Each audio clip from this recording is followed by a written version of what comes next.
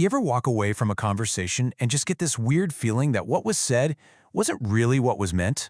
Well, you were probably right, because beneath the surface of all our everyday chats, there's a whole secret set of rules that we all play by. Rules nobody ever taught us, but we all just know. So let's decode what's really going on. All right, picture this. It's a classic situation. A friend, a relative, someone gives you a gift. And in this case, it's this, let's call it a very enthusiastic Christmas sweater. You open it, you look at it, you look up at them with a smile, and you say, "Now, on the surface, that's just a simple question about a little piece of paper. But come on, we all know there's so much more packed into that one sentence, right?" It's a perfect example of language doing this little dance around what we're actually thinking. So what is the person who got the sweater actually trying to say? And maybe even more importantly, what are they trying really hard not to say out loud? This little puzzle is exactly what brings us to a really fascinating part of how we communicate. To crack this code, we've got to look past the dictionary. We have to dive into the world of context and intention. This is where we stop looking at just the words themselves and start looking at what we do with them. And this brings us to two really key ideas. On one hand, you've got semantics. That's just the literal dictionary definition of a word. Pretty straightforward. But then you've got pragmatics, and that's where all the fun is. Pragmatics is all about what a speaker intends to mean in a specific situation. It's the meaning behind the meaning. For example, let's say you accidentally drop your friend's brand new phone and it shatters. If they turn to you and say, "I could kill you," you know they're not actually threatening your life, right? From the context, your friendship, what just happened, you know the pragmatic meaning is, "I'm incredibly annoyed with you right now." But now, take those exact same words and put them in a completely different context, like a kidnapper in a tense movie scene. All of a sudden, the pragmatic meaning and the literal, semantic meaning line up perfectly. It's the same words, but the context changes literally everything. So how do we all navigate this complicated world of hidden meanings, like so effortlessly all the time? Well, it's because we've all unconsciously agreed to follow a kind of secret rule book for how to have a conversation.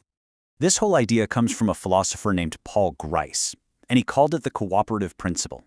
It's basically the fundamental assumption we all make that when we talk to each other, we're all playing the same game. We're all trying to be understood. We're cooperating, even if we're in the middle of an argument.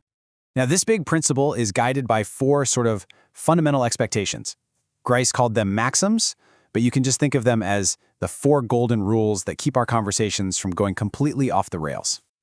Okay, first up is the maxim of quantity. This one's simple. Just give the right amount of information. Don't drone on and on with too much detail, but also don't be so brief that you're totally unhelpful. It's the Goldilocks rule. Next is the maxim of quality, and this is probably the most obvious one. We expect people to tell the truth. We basically operate on the assumption that you're not just knowingly lying to us or making stuff up on the spot. The third rule is the maxim of relation. Be relevant. When I ask you, "Hey, what's the weather like?" I'm not expecting you to start talking about your favorite movie. We expect what we say to actually have something to do with the topic at hand. And finally, we've got the maxim of manner. This one is all about how you say something. The expectation is that you'll be pretty clear and straightforward and not, intentionally confusing or vague. So, we have these four rules: quantity, quality, relation, and manner. But here's the brilliant part, the real twist. The most interesting, nuanced communication doesn't happen when we follow these rules. It happens when we intentionally and very, very obviously break that. This is called flouting a maxim. And when you flout a rule, you're not actually trying to trick the other person. You're counting on them to see that you broke the rule and to start searching for the hidden meaning you're pointing them toward. And that hidden meaning? That's called an implicature. Let's see it in action. Here's a super simple, straightforward question. You could just say yes. That would follow all the rules perfectly. But that's kind of boring, isn't it? Now check out this answer. A gazillion. That's not a real number. This is a huge, blatant, totally obvious break of the maxim of quality, the rule about being truthful. You're not trying to lie. You're doing something else entirely. And boom, that's how we get the implicature. Because you broke the rules so obviously, the other person instantly gets your hidden meaning. Not only have you seen it, you've seen it way too many times, and you're probably sick of it. You just communicated so much more than a simple yes. And this is a really crucial point. Flouting is different from other ways of breaking the rules.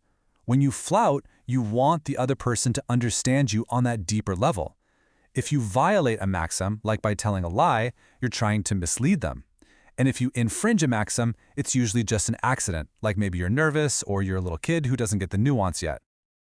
Okay, so now that you have this conversational superpower, let's take it for a spin where flouting maxims has become a total art form. Internet memes. So take the famous "I'm a head out" meme. Semantically, literally, it's just a character from SpongeBob getting up from a chair to leave. Super simple. But all of its power, all of the humor, comes from the implications it creates. Just watch what happens when you add a little bit of context, like me, born, my dad. The phrase "I'm a head out" suddenly takes on this much darker but also funnier meaning. It's flouting the maxim of quantity. The information out is nowhere near enough to describe what's happening. The implication is that he's leaving for good, and we all get the joke because we understand that shared cultural context. And what's so cool is if you change the context again, the meaning just shifts right along with it. In this case, the implication is all about how students act the second a professor finishes a lecture. The joke only works because there's this in-group of people who've all been in that situation and can decode the flouted rule. All right, let's end with one last puzzle, and this one comes directly from Grice himself. This is the entire text of a letter of recommendation for a student applying to study philosophy. Notice what it says. His English is good, and he showed up on time. That's it. That's the whole letter. What's happening here is that the professor is masterfully, brilliantly flouting the maxim of quantity. He's giving way less information than a reference letter requires, and by doing that, he is creating an implicature that is just deafeningly loud. So the question I'll leave you with is, what do you now know about Mr. X as a philosopher? See, once you start looking for the unspoken rules, you start seeing them absolutely everywhere.